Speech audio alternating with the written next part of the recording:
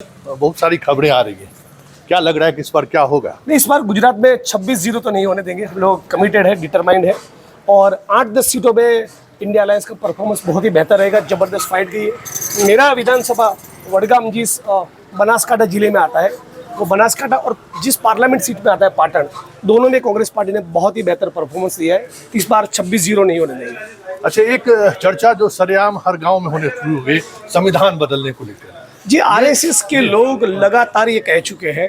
RSS की कुछ विचारकों ने ये कहा है कि बाबा साहब अम्बेडकर के संविधान को समंदर में फेंक दो, बाबा साहब अम्बेडकर के संविधान के बजाय हमें मनुस्मृति चाहिए। तो वो ऑर्गेनाइजर में छपा हुआ है और संविधान की कॉपी बाबा साहब ने संविधान की सभा में पेश की। ठीक उसे तीसरे या चौथे दिन पे उन्होंने लिखा है। आजकल आरएसएस और भाजपा के लोग लगातार हर 2-4 महीने में इस प्रकार का निवेदन करते हैं कि हम लोग यहाँ संविधान बदलने के लिए आए हैं। तो जब आरएसएस और भाजपा का लोग ये कहता है कि संविधान बदलने के लिए आया है, तब दलित बहुजन समझ जाता है कि ये संविधान खत्म करने की बात करते हैं। मूलतः यही उनकी मंशा है। और मैं साफ तौर पे कहना चाहता हूँ कि नरेंद्र मोदी, आरएसएस और भाजपा सबसे ज़्यादा किसी नेता को नफरत करते हैं, वो बाबा साहब अम्बेडकर है। नरेंद्र मोदी, आरएसएस और भाजपा सबसे ज़्यादा किसी किताब को नफरत करते हैं, वो भारत का संविधान है।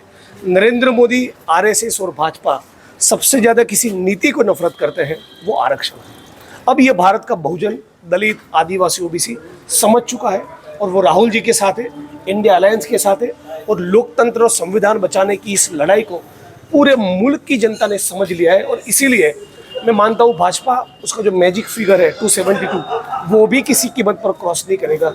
और मुझे उम्मीद है कि हमारा ये लोकतंत्र जो बलिदानों से तैयार हुआ है, राइट, 23 साल की उम्र में भगत सिंह ने बलिदान दिया, चंद्रशेखर आज़ाद, राम प्रसाद बिस्मिल, अशफाकुल्ला खान, जतेंद्र नाथ, सुखदेव, राजगुरु, जेलें काटी लोगों ने, वो सरदार वल्लभ भाई पटेल हो, मौलाना आज़ाद 9-9.5 साल जेल में रहे, 11-12 साल जेल में रहे, नेहरू जी, तब जाके ये गणतंत्र, इंडियन रिपब्लिक की स्थापना हुई है, तब जाके हमें ये संविधान मिला है। इस संविधान की रक्षा करना आपका, मेरा, हम सभी का कर्तव्य है और उम्मीद है कि 135 करोड़ जनता इस बार जाग उठेगी। अच्छा, एक आखिरी सवाल कि ये लगातार आपके गुजरात पहुंचते हो भैंस चुराने की भी बात करते हैं, मंगलसूत्र, भैंस, हिंदू, मुसलमान, भारत, पाकिस्तान, हर मैंने तो 2017-18 में ही कह दिया था कि मोदी जी वक्त आ गया आपकी रिटायरमेंट का।